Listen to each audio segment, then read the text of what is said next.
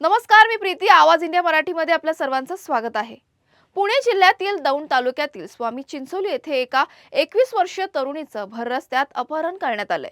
मिळालेल्या माहितीनुसार पीडित तरुणी आपल्या आई आणि भावासोबत दुचाकीवर जात होती.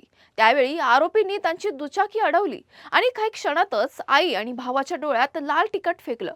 डोळ्यांची प्रचंड जळजळ झाल्यामुळे त्यांना काहीही दिसेनासं शक्य झालं. या संधीचा फायदा घेऊन आरोपींनी तरुणीचं जबरदस्तीनं अपहरण केलं. या घटनेनं मोठ्या संख्येने नागरिक पोलीस ठाण्याबाहेर जमले आणि पुणे सोलापूर हायवे रोखून भिकवण बंद करण्याची मागणी केली. पोलिसांनी कोणत्याही प्रकारच्या धार्मिक किंवा सामाजिक दंगली टाळण्याचं आवाहन केलं आहे.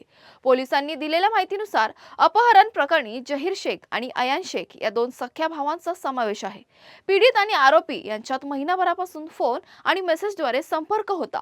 पोलिसांनी तरुणीला शोधण्यासाठी 6 पथकं रवाना केली आहेत.